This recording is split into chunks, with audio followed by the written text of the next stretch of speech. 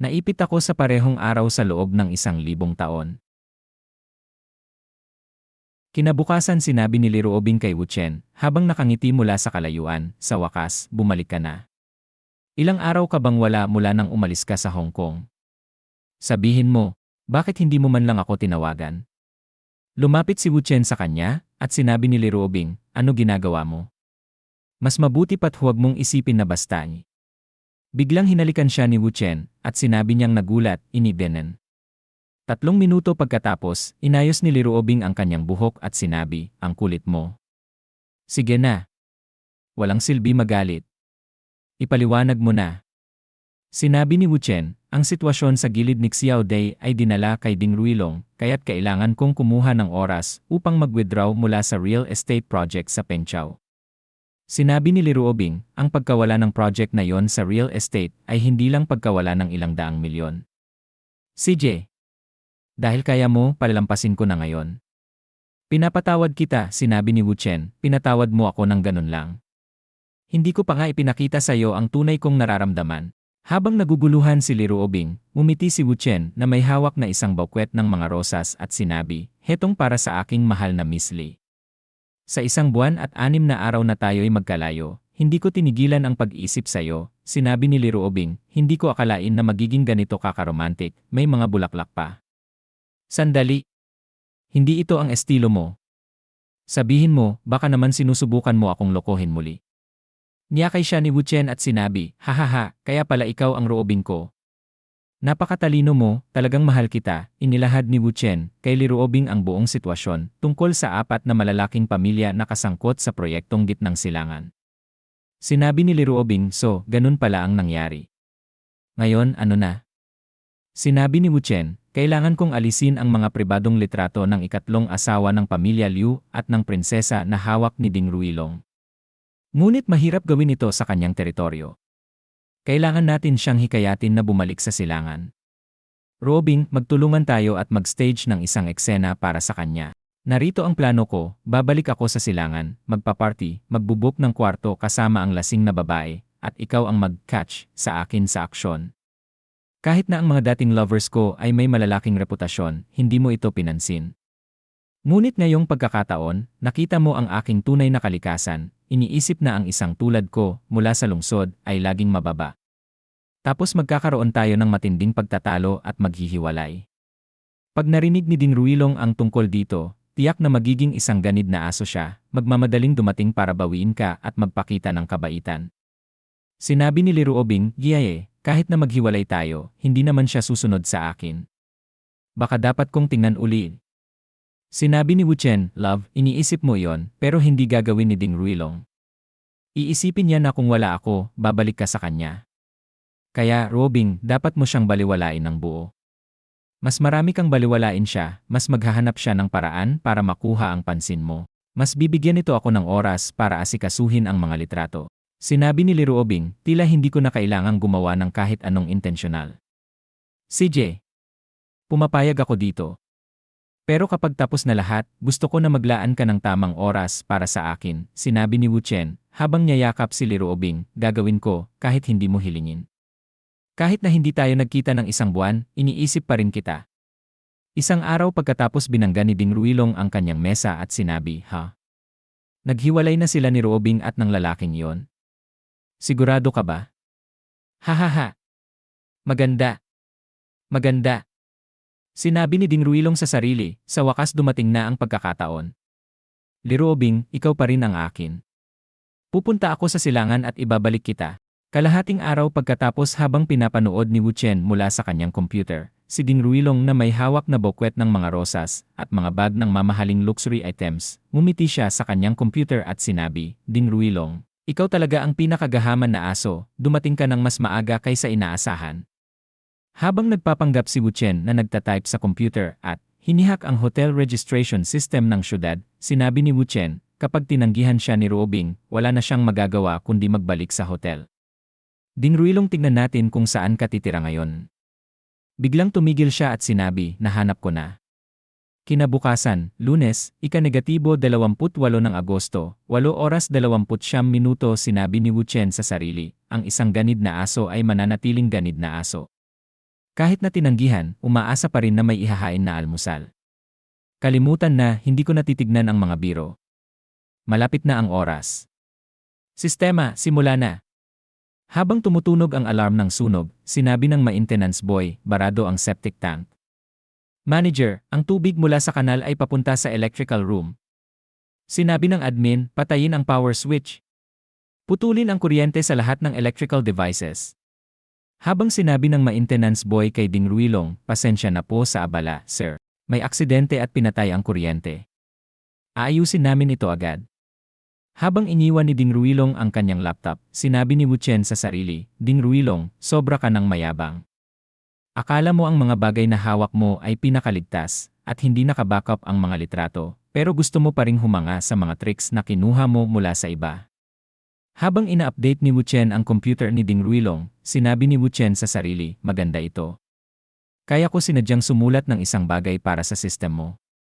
Kapag pinindot mo ang litrato ng ikatlong asawa ng pamilya Liu, gagamitin ng system ang kamera ng computer para kumpirmahin ang iyong pagkakakilanlan. Kapag isinara mo ang file, magsisimula ang program at matatanggal lahat ng litrato. Habang pumunta si Wu Chen sa balkonahe, ilang sandali pagkatapos, bumaba si Wu Chen at sinabi sa sarili, kahit mawala ang mga litrato, hindi mo maiugnay ito sa pagkawala ng kuryente sa hotel. Kapag nalaman mong nawawala na ang mga litrato, hindi mo alam kung paano ito nawala. Pagkatapos, magagalit ka at hindi maganda tignan ang galit ng isang alipin. Magagalit si Ruobing at wala kang magagawa kundi umalis sa silangan ng dismaya. Ilang sandali pagkatapos, sa sasakyan ni Wu Chen, tiningnan niya ang kanyang telepono at sinabi, isang perpektong pagtatapos. Nakita niyang may tumatawag mula kay Wu Yurong, sumagot siya sa tawag, at sinabi ni Wu Yurong, hayop ka, sa wakas, nandyan ka na sa silangang dagat. Bumalik ka na sa bahay at iligtas mo ako. Sinabi ni Wu Chen sa sarili, sa loob ng 2 araw, kailangan magpanggap si Ruobing na siya ay nakikisalamuha sa asong iyon. Pupuntahan ko muna si Miss Rong, at baka maganda kung mag-usap kami at ayusin ang sitwasyon sa proyektong gitnang silangan. Ilang sandali pagkatapos, sinabi ni Wu Chen, Rong, may nais akong itanong. Makinig ka ng mabuti tungkol sa gitnang silangan. Sinabi ni Wu Yurong, huwag mong sabihin sa akin yan ngayon. 1 buwan na, alam mo ba kung gaano kahirap tuwing gabi? Gusto kong gamitin lahat ng mga laruan na ito ngayon din. Habang hinihila si Wu Chen papunta sa ibang kwarto. Pinapawisan si Wu Chen at sinabi, pero umaga pa po, Rong. Pushed siya ni Wu Yurong papunta sa kama at sinabi, wala akong pakialam kung umaga o gabi. Ngayon, gusto ko ikaw ang kasama ko. Ngayon, isara mo na ang bibig mo at maramdaman mo. Habang pinapawisan si Wu Chen at tinitingnan si Wu Yurong, sinabi niya, Pagkalipas ng ilang sandali, sinabi ni Wu Yurong, talaga kang magaling, little husband. Wala nang nakakagulat na mas masaya akong nandyan ka sa tabi ko. Mag-shower muna ako, pagkatapos ay ipapakita ko sa iyo ang isang bagay. Sinabi ni Wu Chen, sige. 3/4 oras pagkatapos, sinabi ni Wu Yurong, halika na, ikaw na maharot.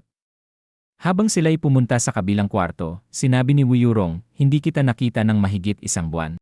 Ang tanging naiisip ko ay kung anong itsura mo, kaya pinagawa ko sa design department ang maraming outfits na may style ng taglagas batay sa mga ideya ko.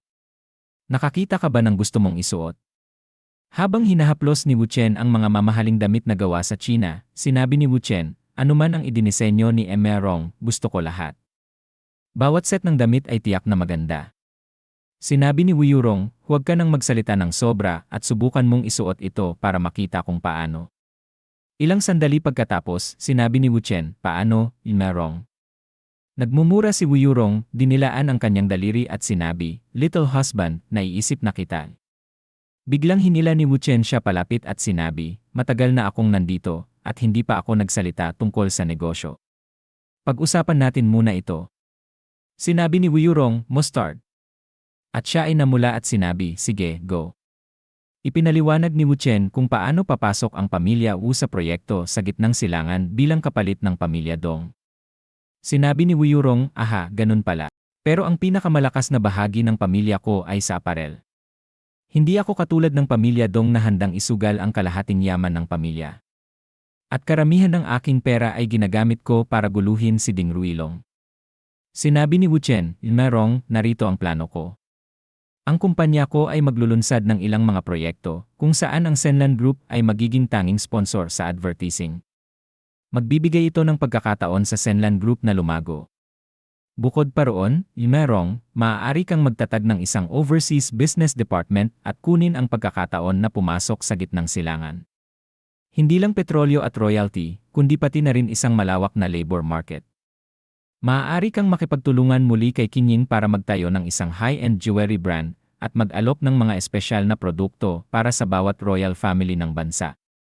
Dahil dito, matatanggal na ang problema ng kakulangan sa pera. Kapag nag-alyansa na ang pamilya Liu at pamilya Wu, maaari mong payagan ang mga pamilya Ding, Liu at Man na mag-invest sa dalawang brand. Kaya kapag pinalitan na ang pamilya Dong ng pamilya Wu, hindi na magiging problema yon. Sinabi ni Wu Yurong, tila naging abala ka na sa paggawa ng malalaking bagay sa likod ko habang wala ako sa loob ng isang buwan. Biglang inilapag ni Wu Chen siya sa $1 million na sofa at sinabi, ikaw na pala ang nagiging mas maharot, Merong. At tumayo siya at sinabi, pagkatapos, hahanapin ko si Brother Lee para mag-usap kami ng ilang bagay. Siguraduhing ayusin ng maayos ang sinabi ko sa'yo. Pupunta ako para makita ka sa ilang araw.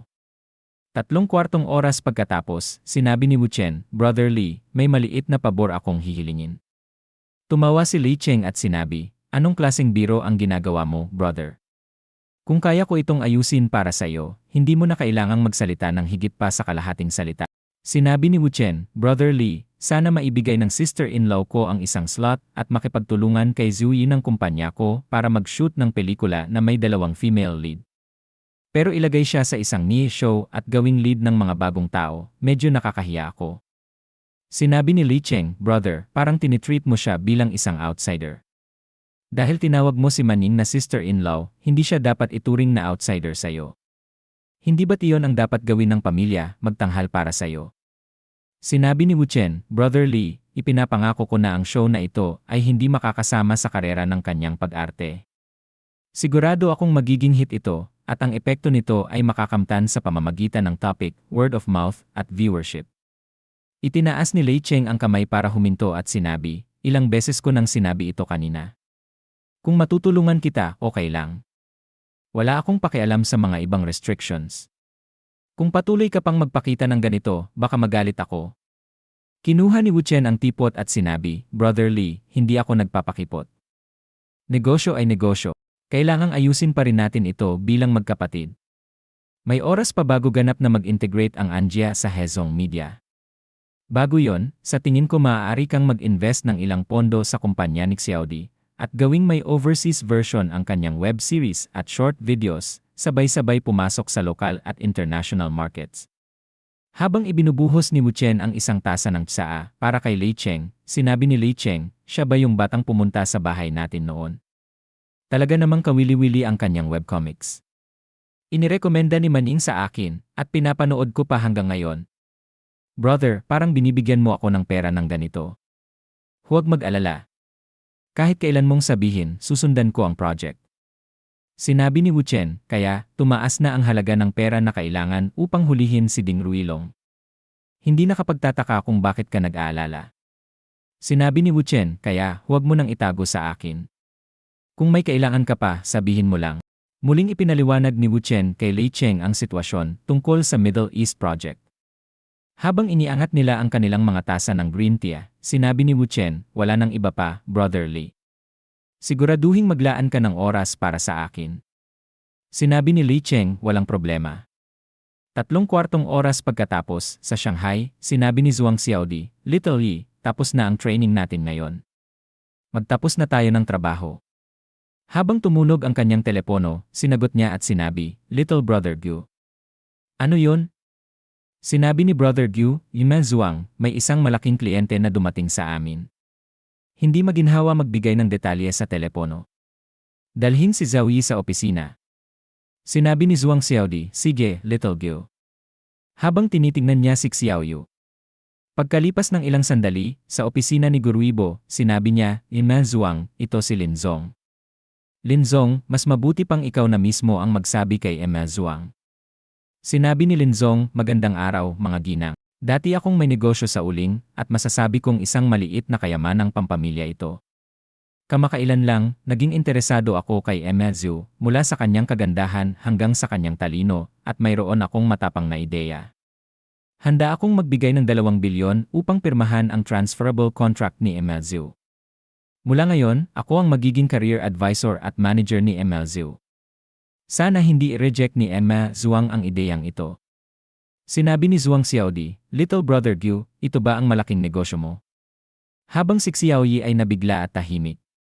Sinabi ni Lin Zong, ang pinakabagong short film ni Emma Zhuang ay isang hit, pero ang kita ng isang episode ay hindi pa nga umabot ng 1 milyon.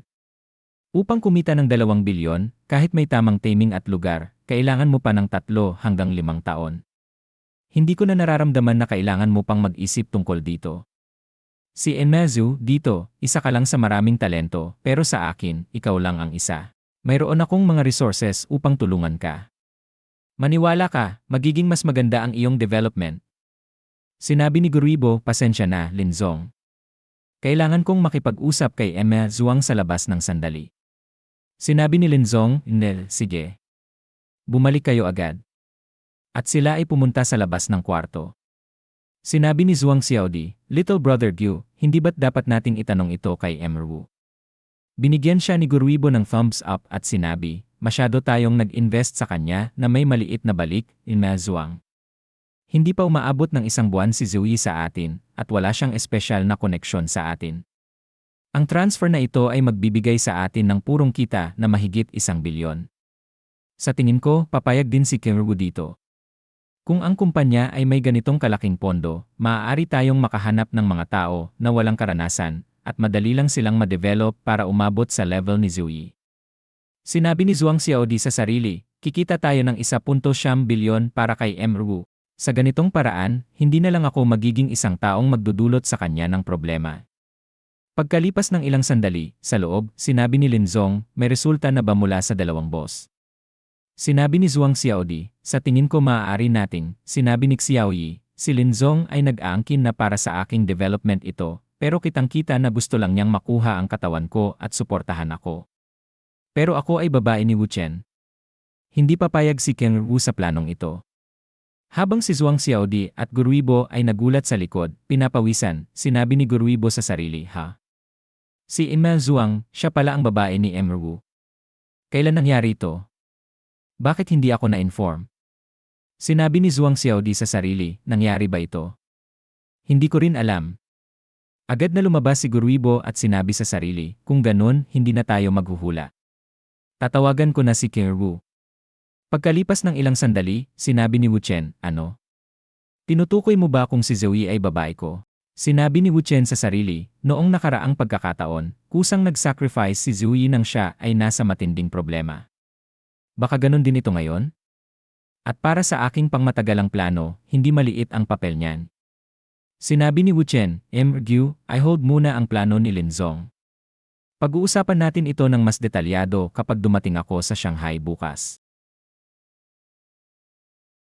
At dito na nagtatapos ang video natin ngayon. Maraming salamat sa panonood, sobrang na-appreciate ko kayo lahat. Kung nagustuhan nyo ang content, huwag kalimutang i-like at mag-subscribe para hindi nyo ma-miss ang susunod na mga videos. May gusto kayong sabihin o may tanong? Mag-comment lang sa baba, gusto kong marinig ang opinyon nyo. Hanggang sa susunod, mga kagoto. Stay awesome, stay curious, at kita-kits sa next video.